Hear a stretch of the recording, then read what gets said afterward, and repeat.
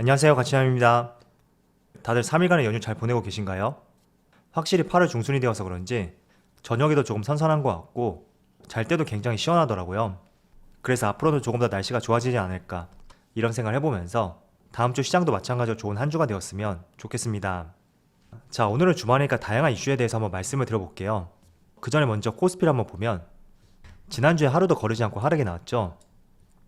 그래서 지금 주가의 위치를 보시면 121선에 걸쳐있는 모습인데, 물론 지금의 추세를 봤을 때는 21선과 61선도 이탈했고 방향성 자체가 우하향이기 때문에 굉장히 흐름 자체가 좋지 못하다고 볼 수가 있습니다. 자, 그렇지만 과거 지수를 보시면 대체적으로 3000포인트에서 3100포인트 그리고 3200포인트 이 사이죠. 여기에서 지수가 굉장히 많이 횡보를 했었기 때문에 어떻게 보면 강한 매물대라고 볼 수가 있고, 행여나 정말로 지수가 하락한다고 하더라도 과연 과거에 이 매물대를 뚫고 내려갈 수 있는지, 여기에 대해서는 좀 의문을 가지고 있습니다. 물론 결과에 대해서는 알 수는 없겠지만 이렇게 과거에 수개월 동안 횡보했던 이 구간대, 이런 구간을 뚫고 올라간다던가 혹은 뚫고 내려갈 때는 그만큼의 어떤 시장 상황의 변화가 있어야 된다고 저는 생각을 하고 있습니다. 물론 뚫고 올라갈 때는 인플레이션 우려감이 줄어들고 또 기업들 실적이 예상보다 증가하고 이런 긍정적인 내용이 받쳐준다면, 반대로 또 뚫고 내려올 때는 기업들의 실적이 부진하던가 아니면 또 다른 걸림돌이 될 수 있는 하나의 특별한 재료, 이슈, 이런 것들이 있어야 된다고 생각하고 있습니다.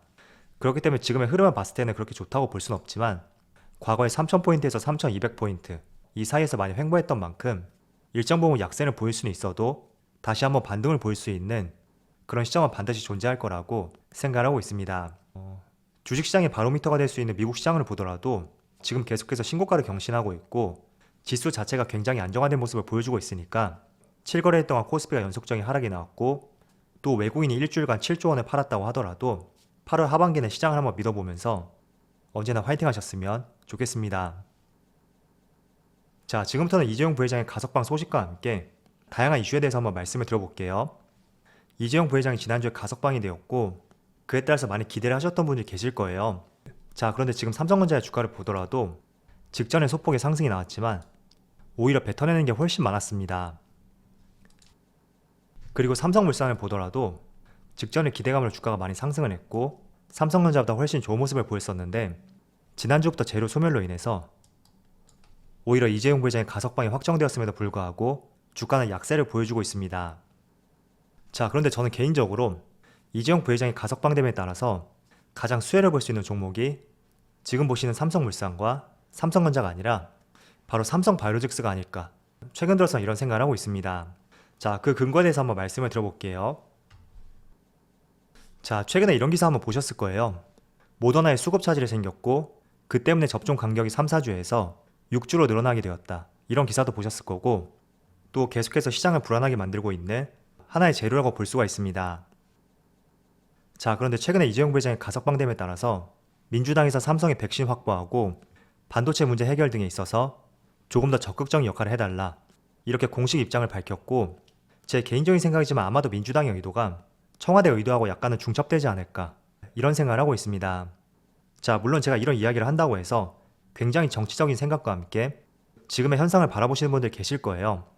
그렇지만 어쨌든 제 채널은 정치적인 채널이 아니라 주식과 관련된 채널이니까 조금은 중립적인 시각으로 한번 바라보셨으면 좋겠습니다. 자, 그래서 어쨌든 이재용 부장의 가석방됨에 따라서 민주당에서는 반도체하고 백신 이 두 가지에 큰 역할을 해달라고 당부를 하였습니다.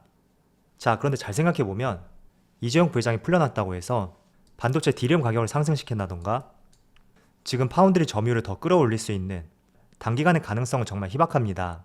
희박한 것이 아니라 거의 없다고 볼 수가 있죠. 자, 그런데 백신 같은 경우에는 어느 정도 가시적인 성과를 낼 수 있는 하나의 분야라고 볼 수가 있고, 또 최근에 삼성바이오로직스에서 미국과 유럽을 제외한 대륙에서 최초로 모더나 백신을 위탁 생산하는 기업으로 선정이 되었습니다.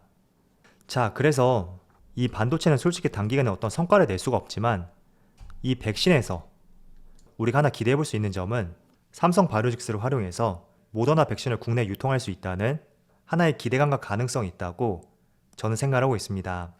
자, 원래 계획이었다면 8월달부터 삼성바이오로직스에서 모더나 백신이 생산될 것이고 이 물량은 미국 외의 국가에서 사용할 수 있도록 계약이 되어 있었습니다. 그런데 이 물량을 국내에서 우선 사용할 수 있도록 협의를 해볼 수 있는 가능성이 있고, 이런 부분을 충분히 우리가 반도체에 비해서 이재용 부회장 가석방과 함께 백신에 대해서 기대해볼 수 있는 요소라고 저는 생각하고 있습니다. 그래서 언론에서도 이미 반도체 라인하고 백신 공장부터 찾을 것이다, 이런 발표가 있었고, 또 실제로 모더나에 대해서 한번 조사를 해보니까 2010년에 창립한 회사였고, 이번에 코로나 백신을 만들기 전까지는 백신이나 의약품을 생산했던 경험이 전혀 없었던 기업이었습니다. 그래서 지금 계속해서 수급 계획이 꼬이고 있고 앞으로도 그럴 가능성이 있겠죠. 그래서 그런 측면을 봤을 때 오히려 이재용 부회장의 가석방은 삼성전자하고 삼성물산의 수혜보다는 삼성바이오로직스에서 조금 더 수혜를 볼 수 있는 가능성이 저는 높다고 생각하고 있습니다. 자, 그리고 또 한 가지, 지금 백신 수급과 관련해서 여야 할 거 없이 정부를 많이 비판을 하고 있습니다. 아마도 이런 내용들은 내년 대선까지 계속해서 떠오르는 재료가 될 것이고, 정부 입장에서도 굉장히 부담스러울 거예요.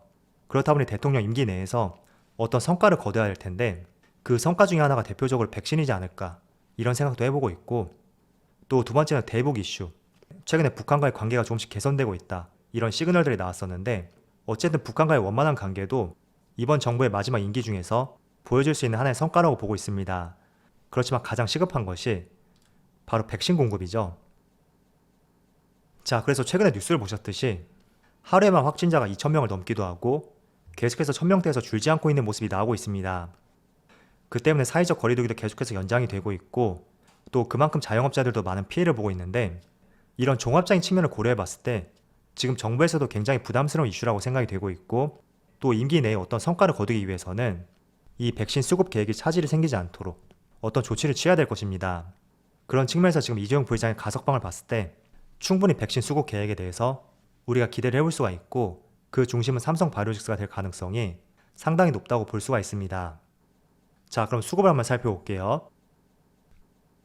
자, 삼성바이오로직스의 수급을 보시면 지금 8월 1일부터 8월 14일까지 보름간의 수급을 봤을 때 기관과 외국인 각각 1,000억 규모의 순매수를 보여주고 있고, 연기금도 강한 순매수를 보여주고 있습니다.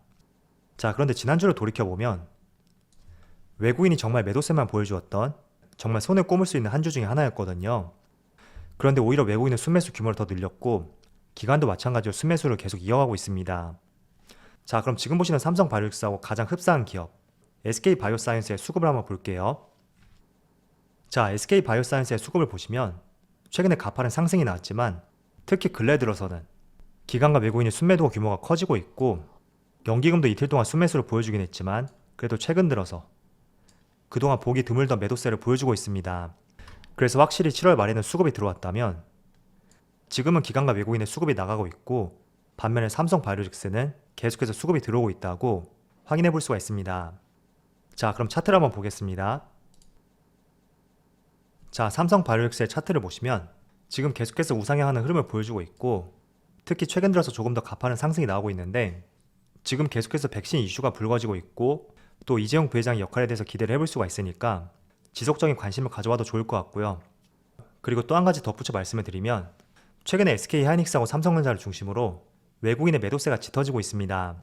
그런데 외국인이 이렇게 매도를 하게 된다면 어쨌든 그만큼 일정 부분을 또 다른 종목에 대해서 채우는 과정이 필요하거든요.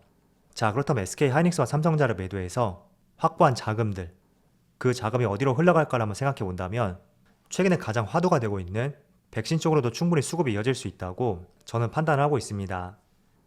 그래서 이런 다양한 내용에 대해서 말씀을 드렸으니까 한번 참조를 해보시고, 또 반드시 여러분들 스스로도 내용을 찾아보시면서 공부하는 과정이 꼭 필요하다고 말씀드리겠습니다. 자, 오늘 이재용 부회장 가석방과 함께 백신과 관련해서 말씀을 들어봤는데, 이 내용에 대해서 조금은 정치적으로 해석을 할 수가 있을 거예요. 그렇지만 다시 한번 말씀을 드리지만 제 채널은 정치가 아니라 주식 채널이니까 조금은 중립적인 시각으로 내용을 바라보셨으면 좋겠습니다. 자, 마지막으로 한 말씀 드리면, 워렌 버핏이 했던 말 중에 이런 명언이 있잖아요. 공포에 사서 탐욕에 팔아라. 굉장히 짧은 문장이지만 곰곰이 생각을 해보면 정말 의미심장한 내용을 많이 내포하고 있다고 생각을 하고 있습니다. 그래서 공포에 사서 탐욕에 팔아라, 이 내용을 곰곰이 생각해 보시면서 우리는 조금 반대로 투자하고 있는 것은 아닌지 스스로 한번 비교해보는 것도 좋은 시점인 것 같습니다. 자, 내일은 8월 15일 대체 공휴일이죠. 그래서 저도 내일은 오랜만에 쉬는 시간을 좀 가져보려고 해요. 그래서 내일 영상 오랜만에 하루 건너뛰고, 또 다음 주 화요일부터 다시 좋은 영상으로 찾아뵙도록 하겠습니다. 자, 그럼 오늘 영상 여기서 마치도록 하고요. 언제나 여러분들의 성공투자를 기원하도록 하겠습니다. 감사합니다.